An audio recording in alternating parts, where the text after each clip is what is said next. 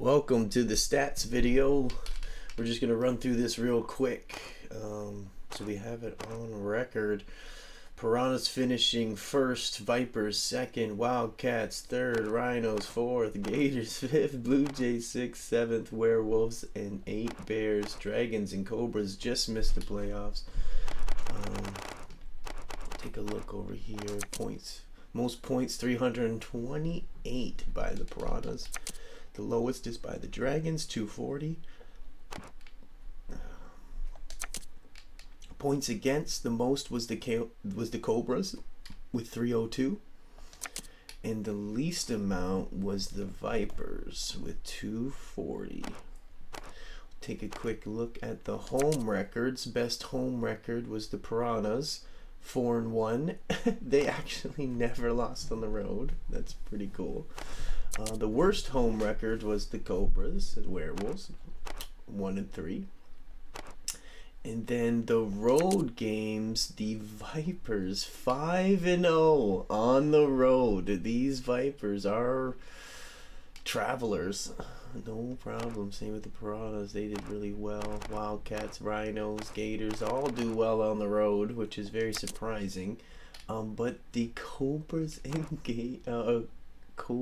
Dragons, are 0-5 on the road. Could not win on the road. Same with these Blue Jays. Look at that. They got 3 out of their 4 wins at home. So it just goes to show there. That's pretty interesting stuff. We'll go look at this real quick. Total offensive yards, least offensive yards, most passing yards, the lowest amount of passing yards.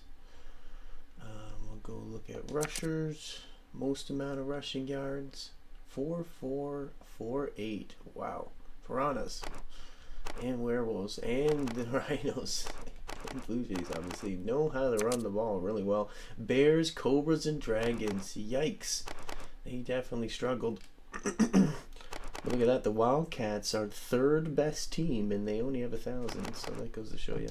Points per game, 36 was the most, and 26 was the least amount of points on average scored per week. The Rhinos and Gators are right up here, which I'm actually shocked. They sure can throw up some points. Most passing touchdowns came from the Piranhas, and then the Vipers, Gators, and Wildcats. They can throw the ball in the end zone, no problem. Cobras, Werewolves, Dragons kind of struggle a little bit in the passing game. Rhinos lead the league in rushing touchdowns when you end the season with 15, which is really exciting. The Werewolves and Blue Jays are right up there as well, but then the Dragons, Vipers, and Bears struggle to punch it in on the goal line. First downs, 152 first downs. That's a boatload. And then the least amount is 112. Quarterback sacks allowed, only 3 on the season for the Blue Jays, Dragons, and Rhinos. The most allowed was the Piranhas with 14 in 9 games. That's quite a bit.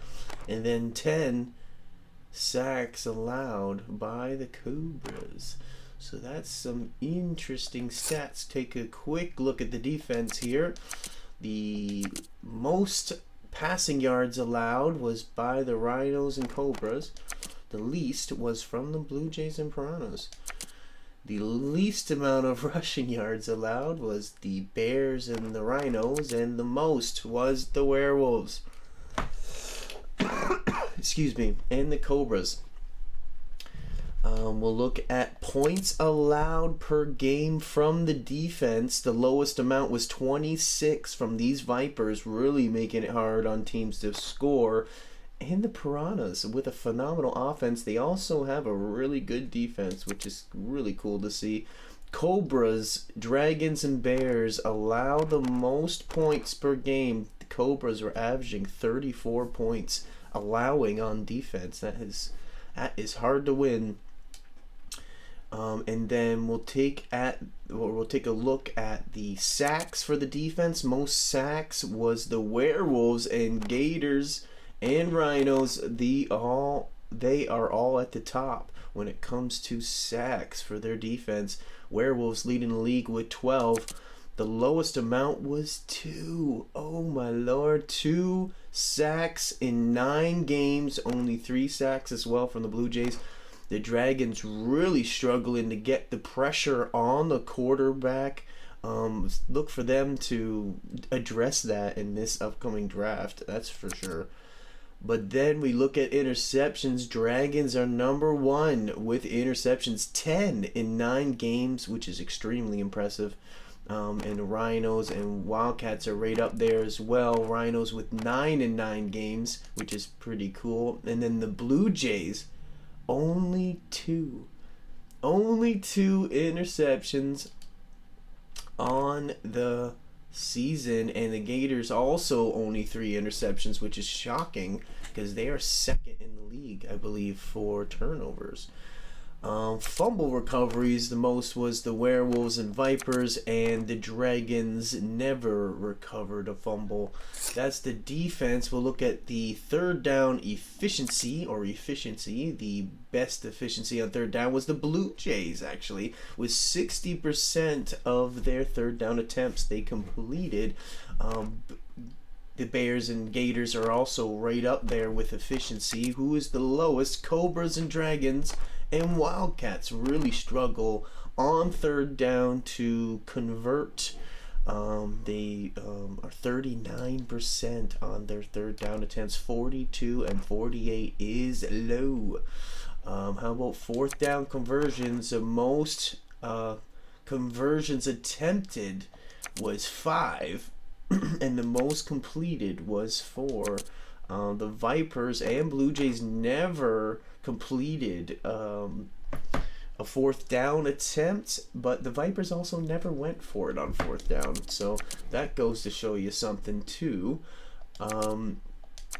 Fourth down efficiency, the Piranhas, Gators, and Bears are all 100%. Where the Vipers are 0 because they never had an attempt, but the Blue Jays, Cobras, Wildcats, Dragons, they really struggle as well on third down as they do on fourth down. Okay, offensive red zone attempts. The most attempts was 32. Holy smokes. And the least amount was 19 by the Cobras. Offensive red zone touchdowns, the most was 22 in the red zone. Rhinos and Bears right up there with 17 as well.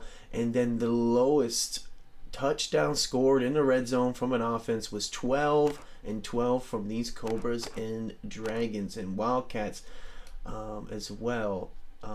Offensive red zone field goals, so the most amount of field goals was 9 with the Piranhas, and then the least amount was the Bears with only 2. Offensive red zone scoring, 86%, 96% was the best from the Piranhas. Absolutely phenomenal. And Blue Jays actually are way up there. Gators, Vipers, they're way up there as well, which is not shocking, but it's surprising, I think is the right word. Wildcats right at the bottom with 79%. They really struggle in the red zone trying to convert. Same with the Cobras and Bears and Dragons. Defensive red zone attempts. So this is how many times that you were on defense in the red zone. Only 10 times as the Piranha allowed a team in their red zone, which is incredible stat actually. 20 from the Bears and 22 from the Werewolves, which is actually pretty good as well, but 10 is unreal. So that's only like 1 attempt in the red zone every game when you face these Piranhas. So when you do, you gotta make it happen. Red zone attempts in the red zone, 29 from the Vipers. A lot of teams can get in the red zone from these Vipers, and Wildcats and the Rhinos allow the most attempts. But when we look at touchdowns, defensive red zone touchdowns, the least amount is 9, but is really 89% of the time when they do actually make it in the red zone, they score 9 out of 10 times. So that's pretty cool stat. And then 18 out of 20 attempts for the Bears. Dear Lord, almost every time they're in the red zone, they have scored, literally. Whether it's a field goal or a touchdown. Most touchdowns allowed was 18, 17, and 17, which is quite a lot. Red zone field goals, 0. So they do not allow field goals in the red zone from these Piranhas. Werewolves and Bears are right up there as well. But the Vipers, look at this, making a lot of teams settle for field goals. Out of 29 attempts, they had to settle for 9 field goals, which is a boatload. Same with the Cobras, actually, surprisingly. They have a really good red zone defense. Same with the Wildcats. Red zone scoring percent is 81% chance. And then the highest is 80 or 100% in 91 and 91 when you get in the red zone against these Bears, Blue Jays, and Gators. But the best red zone protection, I guess, is the Werewolves, Rhinos, and Dragons. So that's pretty cool to look at. 2-point conversions, haven't had a lot of them. Only 3 conversions was the most. A lot of teams didn't even go for one. The attempts was 4 2-point conversions from the Rhinos and 4 from the Vipers. And a couple teams, like I said, don't even try for 2 points. 100% Cobras, Werewolves, and Gators, where everyone else is pretty much 50%. Penalties, 0 penalties allowed in 9 games. The Rhinos are extremely disciplined. Same with the Cobras. They may have lost quite a few games, but they are disciplined, and they obviously have good sportsmanship, because when those games come down to the wire, sometimes you see some penalties come out, some frustrations come out. Same with the Werewolves and Wildcats. They're all pretty efficient teams, but the Vipers allowing the most penalties with 7. Same with the Bears and the Dragons. They get a little chippy when the game's on the line. Obviously, the Vipers allowing 93 penalty yards on the season, which is a lot more than the next. And then the Rhinos allowing 0 yards in penalties is actually really something to brag about. So that's the efficiency.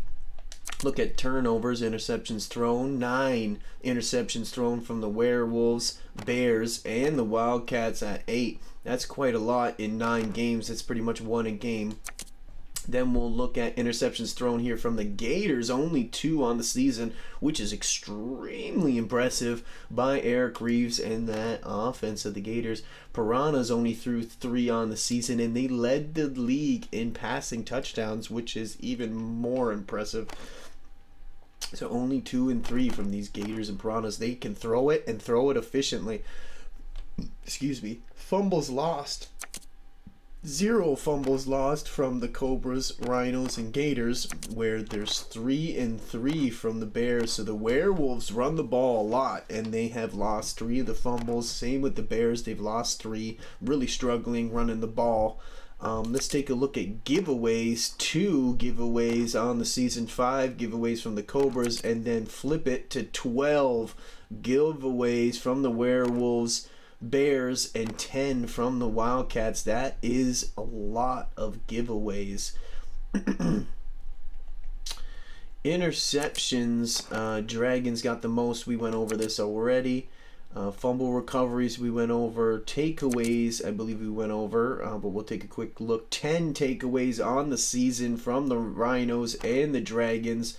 9 from the Werewolves, and the least amount was the Blue Jays. They didn't even have a turnover for, like, I want to say 6 games, something like that. 6 out of 9 games, they didn't even get one.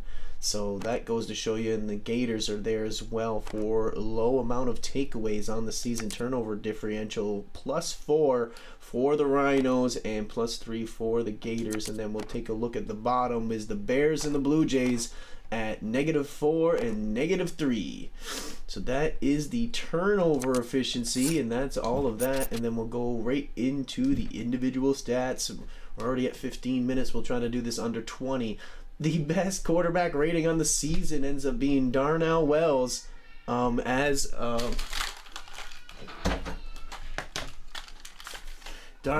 Wells and Ty Brandt. Look at them, really efficient, but they only played one game, and then he played, I believe, 3. So yeah, we'll take a look at the big boys here. Eric Reeves leads the league in passing yards. Bill Morris is right there as well, and then Alonzo Graham. When you look at the quarterback ratings, I believe Eric Reeves is the highest out of the initial starters. Out of the main starters that didn't replace anybody. Obviously, Wells and Ty Bryant have a higher quarterback rating, but they didn't play as many games. The lowest passing yards for a starter, I believe, is 1,600 from Ron Simmons, and then it goes Derek Albright. When we look at touchdowns thrown, the most touchdowns is Alonzo Graham. Long throw, Alonzo, 27 in 9 games. Whoa, that's a lot. And they've been doing really well on offense, obviously, the Piranhas. And the least amount of touchdowns, I believe, for a starter was 10 with Ron Simmons, and then 17 with J.J. Horton. We'll take a look at interceptions. The least amount of interceptions thrown from a starter is Eric Reeves with 2, and then Alonzo Graham with 3. We'll take a look at the most interceptions thrown. Quincy Barnett, which I'm actually really shocked about, has 9 interceptions in 9 games. Same with Bill Morris, Brendan Platt, Jeannie Ingram, all threw a lot of interceptions this season. Most completions was Bill Morris. Least amount of completions from a starter is J.J. Horton with 99. Most attempts was 256 attempts, which is a boatload in 9 games. I don't have my calculator in front of me, but any of you that do, you can divide that by 9 and see how many attempts he's had. We'll take a look at the least amount of attempts for a starter, and I believe that's J.J. Horton with 161, which is a lot less than the top. Almost 190 more. Anyways, completion rating, the highest completion rating is Ben Powell with 82, but he didn't start the entire season. So the highest efficiency out of a starter is Ralph Dorsey with 65, Derek Albright 65, and Eric Reeves all tie for the most highest percent completion rating with 65% completion rating, which is really good, man. Really good. Average yards per throw, 13.2. Eric Reeves just keeps coming up in these offensive passing stats. He's absolutely phenomenal. Averaging 281 yards a game, which I believe was the most. Yeah, he had the most yards. And then the sacks allowed. J.J. Horton only going down twice in the entire season. He started all 9 games. And, well, actually 8 games he started, because Alonzo Atkins actually started the last game. But he did this in 8 games, only got sacked twice. So that's extremely impressive. And then Alonzo Graham went down 12 times in the season, even though it said they allowed 14 sacks. So I don't know where the other 2 went. But anyway, the longest throw, 87 yards from Derek Albright, gets the longest throw of this season. And then, of course, a long throw, Alonzo's right there with him. Fourth quarter comebacks, 2 from J.J. Horton, Mr. Clutch, coming through and winning 2 fourth quarter comebacks for these Rhinos. Same with Quincy Barnett, Jeannie Ingram, and Derek Albright. Okay, then we'll take a look at the rushing real quick. Willie Burnsides, or Willie Wiggles is what they're calling him, 1,373 yards and gets the rushing title. for the CSFL Season 2, Willie Burnside. Then Darius Burke and Mark Marshall all up there with 1,300 yards. Look how close they are. Absolutely impressive. Take a look at the leader in touchdowns was 14, 13, and then a few players had 11. Actually, we'll take a look at the lowest rushing yards from a starter, and I believe it was R.J. Barber with 676 on the season and 3 touchdowns, which is brutal. So I understand why they switched to Brian Locker. Most amount of attempts was Willie Burnside's with 201. And almost 200 from Blaine Higgins, which is a lot. I'm not too sure. Divide that by 9 for me. And then the least amount was Charles Hackett, 117. Still averaged 6.3 yards a gain. Phil Clemens, 7.2. And Mark Marshall's 8 yards.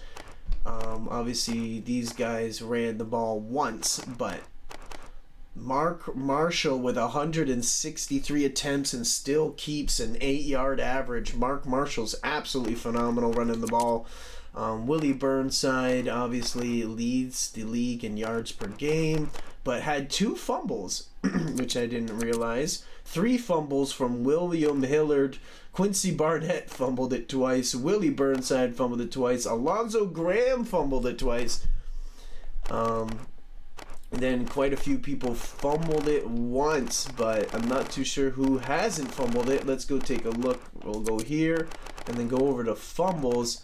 Darius Burke didn't. Mark Marshall did not fumble the ball all season. Same with all these other guys. So extremely efficient running from these running backs. Broken tackles, 74. Holy smoke, that breaks the record. I believe it was 52 last season, was the most by Darius Burke, or by Blaine Higgins. And now Darius Burke gets 74 broken tackles, 71 as well from Willie Burnside's, 69 from Blaine Higgins. Mark Marshall was 62. That is a ton of broken tackles. Take a look at after the first hit. No one does it like Darius Burke and Mark Marshall. When it comes to 20 plus runs, no one breaks more 20-yard runs than Mark Marshall. 15 in 9 games where he went 20 yards or more, which is way more than the second guy here, Power Plant Grant Williams. Wow. Okay, so we'll take a look at the starter that had the least amount. Yeah, it was Barber here with 4 on the season. The longest run of the season was Charles Scott. Who? He's the backup running back for the Vipers. Had the longest run of the season. That's pretty cool. And then Darius Burke, the starter for the Werewolves, had an 83-yard run. But then look at this. Bryce Locker, the other rookie for the Dragons that replaced R.J. Barber, got an 80-yard scamper. Ran away from everybody, so that's pretty cool to see. We got 2 more. We got the receiving and defense, and then we're done. 51 catches from Blaine Strickland. Holy smokes, he leads the league in catching, so that's pretty cool. Luke Atkinson, Chauncey Preston, Ryan Dillon, and Brian Williams all up there for the most amount of catches. But wow, Blaine Higgins stands alone with 51 catches on the season, which is a boatload in 9 games. 1,023 yards, the new receiving record set by Chauncey Preston.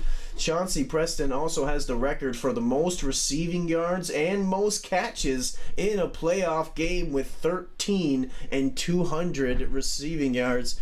Or actually, the most catches with 13. The most receiving yards was Antral Adams with 250. But 1,000, the only receiver to go over 1,000 receiving yards is Chauncey Preston, so that's pretty exciting. Blaine Strickland leads the league in catches and second in receiving yards, 923. That is a lot. And then George Coyle, no one was paying attention to this guy, and now the end of season, we can't help but notice him. It was all Antrell Adams for the Blue Jays in season 1, but in season 2, George Coyle really stepped up to the plate and got third in the league for receiving yards. Luke Atkinson and Brian Williams are right there with him. Most touchdowns by a receiver in the season is Edgar Plummer with 12, and then there's quite a few players that have 10. Shane Clemens, Chauncey Preston, Andre Watson, 2 of them coming from the Piranhas. Randy Dorsey, sweet as candy, Randy Dorsey. Then we got Eric Potts, and then Seth Spence, Mr. Suspense himself. And yeah, absolutely extremely impressive receiving numbers here. 113 and 102 from Chauncey Preston and Blaine Strickland. Really impressive stuff. Who had the most yak yards? It's Randy Dorsey, 301 yak yards after the catch. Chauncey Preston and Shane Clemens are right up there as well with him. Yards after the catch average. Kurt Williams, he only had a couple catches, I believe, to only 2, but still is pretty impressive. Brian Locker only caught 3, but but he can definitely break the tackle. And then William Hillard with 11 catches and 2 touchdowns on the season, averaged 11.2 yards after the catch. So that's pretty cool. We'll go look at the most catches, and then we'll look at the drops. So Blaine Strickland had 51 catches and 0 drops. So that's extremely impressive, which may even put him up for MVP candidate, because holy smokes, that is really impressive.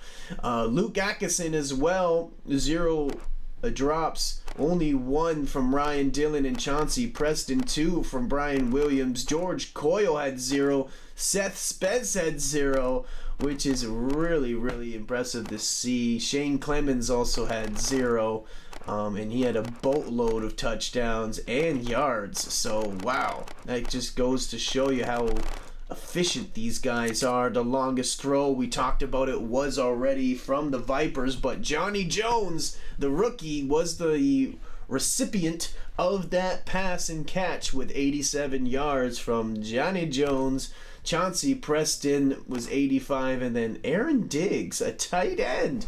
The tight end went 81 yards, which is, wow, that's pretty good. All right. That's the receiving. We'll take a quick look at defense, and then we will end the video. We're already at 28 minutes. 51 catches for Lorenzo Ferguson, leads the league in tackles. Then Vontrell Jean, the rookie sensation from the Cobras, is second in the league for tackles. Then the number 1 first round, first pick, Josh Cameron for the Vipers, is third in the league for tackles. Wow. And then Roman Bell, or Roman Ring Your Bell, is from the Rhinos, and he is fourth in the league for tackles. The boy can lay a thumping. And then Chris Turner from the Blue Jays, their middle linebacker, is everywhere at all times, and actually hosts the first ranked defense, and this is the middle linebacker that leads it all. So Chris Turner is definitely definitely the leader of that number 1 defense, so that's pretty cool. Tackles for a loss, 7 from Max Brown and Joey Norman. 6 and 6 from Jeremy Kennedy and Corn Rogers, Lorenzo Ferguson. So that's 3 Wildcats right up at the top 5, which is, wow, that's hard to even imagine. So they can definitely get people behind the line of scrimmage. Sacks, the most was Trenton Warwick. Congratulations to him for the sack leader with 4. I believe he got 3 of them in one game facing the Cobras, but he finishes the season with the most with 4. Warren Stevens, Rashad, or should I say Warren Stevens is 3, and then there's a lot of players with 2. But very impressive from Trenton Warwick with that 4. No big hits on the season, which is definitely controversial because there's definitely lots of big hits. Most interceptions is 4 from Jamie Foster and Ron Tate. Jamie Foster again ties for the most interceptions 2 seasons in a row and got another defensive touchdown, which he had last season as well. Jamie Foster is probably one of the most consistent defensive players so far that the CSFL has ever seen. Darnell Phillips and Keel McDowell right up there as well, the rookie sensation from the Rhinos with 3 interceptions, which is tied for second in the most amount of picks on the season. Keel McDowell, wow, really impressive. Interception yards, 67 yards, was brought back by Leonard Gordon. I believe that was week 1 against you-know-who, the Vipers. 65 return yards. Catches allowed. This is a big one. Gerard Hopkins, 35 catches allowed from the corner of the Vipers. 30 allowed by Javon Osborne. Marcus Hollins as well has led up a lot of catches. And then it goes Ron Tate, Edgar Power, Aaron Sellers, Eric Shields, and Brandon Paris when it talks about the most catches allowed. Not too sure how I could look to see who has the least amount of catches allowed, but we'll take a quick look, see if we see a corner with like 0 or really low. Corin Rogers only allowed 3 on the season, which is pretty impressive. There you go. Free safety Tim Kreisman only allowed 1 catch, the free safety, in the entire 9 games. Wow, that's pretty cool. Same with Ronnie Williams, only allowed 4 on the entire season. Wow, that's really good. Interception long, pass deflections, this is a big one. 17 by Javon Osborne, that is a lot. Same with Ron Tate, and then Marcus Hollins. Keel McDowell, once again, the rookie up there with all these numbers of these veteran corners in secondary, and he's up there, top 5, top 3, top 2 every time, it feels like. Forced fumbles, the most was 2. Gerard Lewis, the strong safety rookie for the Blue Jays, is playing really well, leading the number 1 defense. But Keel McDowell also got a forced fumble, which is pretty impressive. A bunch of them got forced fumbles. Phil Rucker, the rookie for the Werewolves, Donald Sexton, all these guys. Corin Rogers, obviously, with a huge forced fumble there. Fumble recoveries, Rashawn Tanner and Kurt Barnes, the rookie here, recovered 2 fumbles. No blocks, no safeties, but we did have a few defensive touchdowns. Leonard Gordon, Jamie Foster, Devontae Jones, the rookie for the Piranhas, brought 1 back, and then Ron Tate. Wow, absolutely impressed with these CSFL stats. Hope individual stats, team stats, standings. I hope you enjoyed it. And that is a cap on the Season 2 stats. Please make your vote for who you think should win offensive MVP, defensive MVP, and then rookie offensive and defensive MVP. Plus we got a few other ones like Coach of the Year and stuff like that. Hope you enjoy the video. Talk to you soon.